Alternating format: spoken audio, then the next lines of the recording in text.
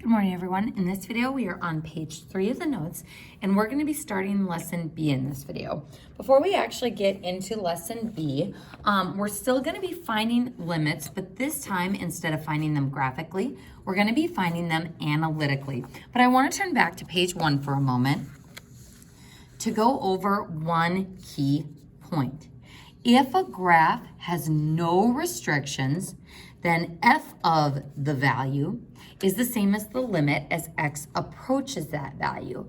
So if I know that the function is continuous at -3, to figure out what the limit is at -3, we can simply plug -3 into the function, and those two will be the same.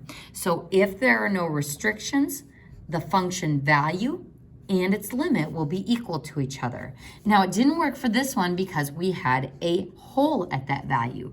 So if we have a restriction, direct substitution is not going to work. However, if we can find the y value location of that hole, we should be able to figure out the limit. So even though -3 is a restriction and my function doesn't exist there, I would still be able to use factor and cancel to be able to figure out the corresponding y value of the hole. Now this one, where it's actually like a piecewise function where I have this piece and then the open dot and then I have a separate defined value down here, this one we would only be able to figure out graphically. No algebraic way of figuring it out. So folks, we can use direct substitution to figure out what a limit is as long as there are no restrictions. If the restriction is a hole, my function won't be defined there, but we might be able to fudge it and figure out the y value just like we did back in Unit 4. So deep breath, and what I would like you to write up at the top of this page is to find limits analytically. We are going to use direct substitution. So let's actually say if continuous, use direct substitution, because f of the value will be equal to the limit as x approaches that value. So if it's continuous, meaning if there are no restrictions, then plugging in that value is going to give us the same as the limit as x approaches that value. Now, the flip side is if there's a hole restriction,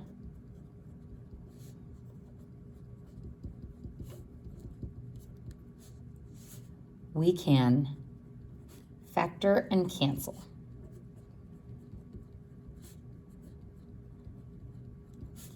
to find the y value of the hole, which will give us the limit. Now, if you're wondering, well, what happens if it's not a hole? What happens if it's an asymptote restriction? Or what happens if direct substitution doesn't work? And if factoring and canceling doesn't work? If neither of these two things work, then you use your calculator graph as a last resort.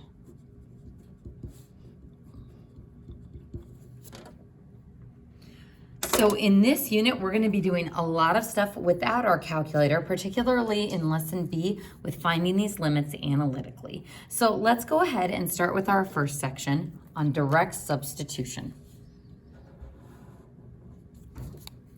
So we look at this first notation, the limit of this function. Hey, what is that function? That would be a quadratic, which we know has no restrictions. So what is the limit of that quadratic as x approaches -1? It should be the same as what f of -1 is equal to. F of -1.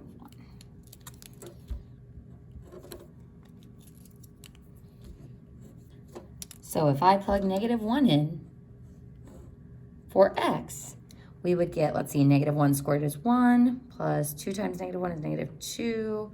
That would give us negative 1, and then minus 4 gives us negative 5. So f of negative 1 gives me negative 5. That's how the function is defined at that value. And also, the limit of that function as we approach that value is also equal to negative 5. So the function's definition there and the limit are the same.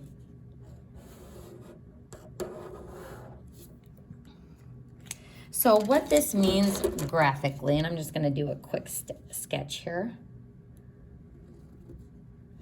Let's see, we know negative 1, negative 5 is going to be a point. 1, 2, 3, 4, 5. So we'll just say my graph looks something like this-ish. So we see that there are no restrictions. And what this means is as we approach that x value of negative 1, marking that x input, from the left, negative direction, and from the right, positive direction, we're going to be approaching the value of negative 5, or how the function is defined there. So no restrictions, so those two things are equal to each other. The limit as x approaches negative 1 for the function is equal to f of negative 1. So when the function is continuous, those two things will be the same. So let's go ahead and look at our next one. Now, the next one is the limit of the function, which is a square root function. Does a square root function have restrictions? It sure does. So if we are approaching a restricted value, something that's going to give us the imaginary unit, we won't be able to use direct substitution, but let's just see when we try plugging in that x value of 2. So we're just going to try direct substitution and see if we get an error. So f of 2 is equal to the square root of 3 times 2 minus 2. So that would give me the square root of 4. And we're just finding the principal root here. I'm not square root, so it would just be 2. So we didn't get the imaginary unit. We didn't get any restricted value. So f of 2 equals 2. That's how the function is defined there. And that also means the limit of the function as x approaches 2 is equal to 2. So how the function is defined and the limit as we approach that value are going to be the same. So if I just sketched out a little square root graph, so this would be a point, I don't know, maybe here-ish as we approach from the left and as we approach from the right, that function value is defined, so that's the value we are approaching. Now on our next one, we've got e to the x, we've got tangent, we've got cosine squared. If I were to ask you if this problem had any restrictions, you'd be going, I don't know, that's such a messed up, weird looking function, I wouldn't even know where to start. So we don't know about the continuity of this function. However, we can just go for it and try direct substitution. And if we hit a restricted value, then we're going to have to try either factoring and canceling or using our calculator graph. So we're just going to go for it and say, all right, what happens if we plug in 0 for those x values? So plug it in here, and plug it in there.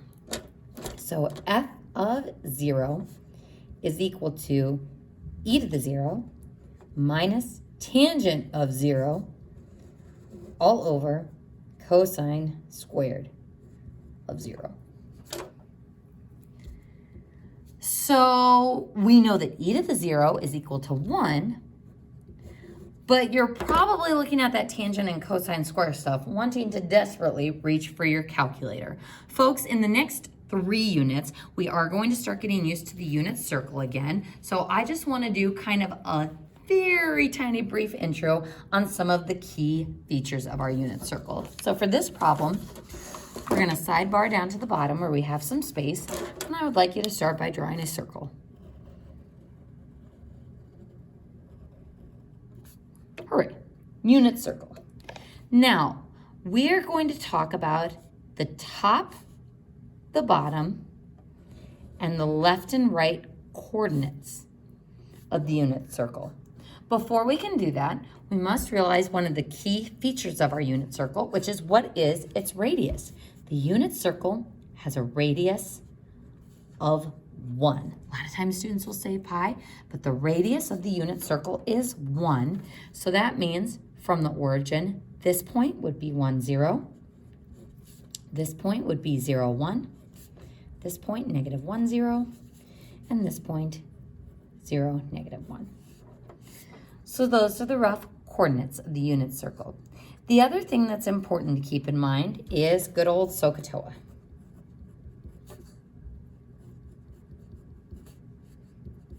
And SOHCAHTOA comes into play with the unit circle as we start thinking about the angles within the unit circle.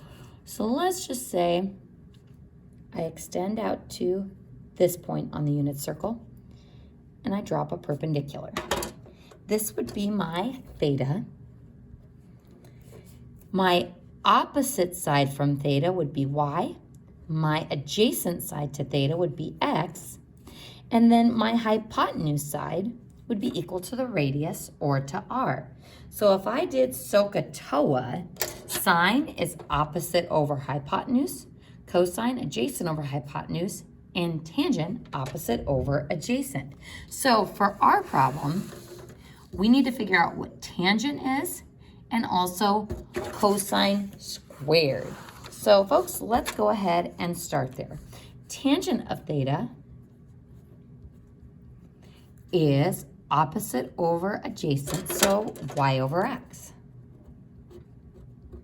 As in the y part of the coordinate over the x value of the coordinate. Cosine of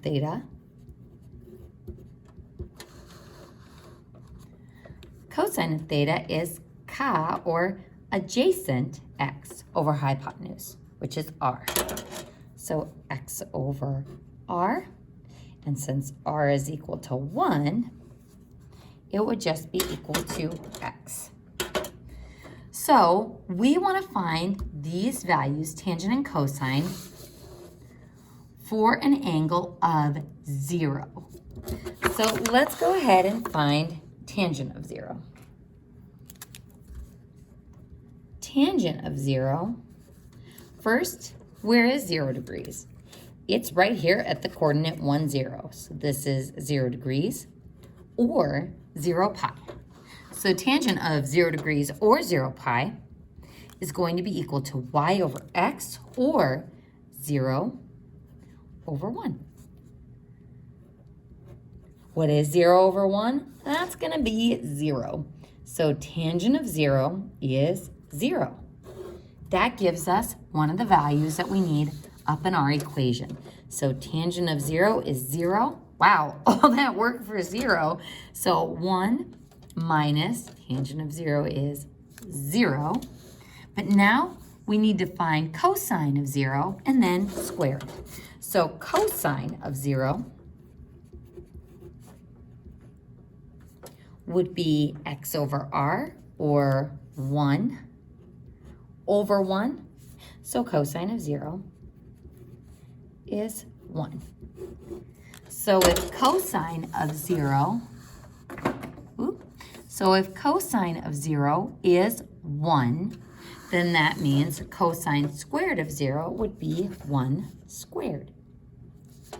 So 1 minus 0 is 1, divided by 1 squared is 1.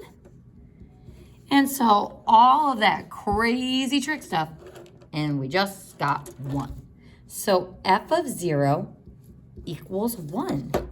No restrictions happening, no undefined stuff happening. So if f of 0 equals 1, that is how my limit is going to be defined as well. The limit of the function as x approaches 0 is equal to 1.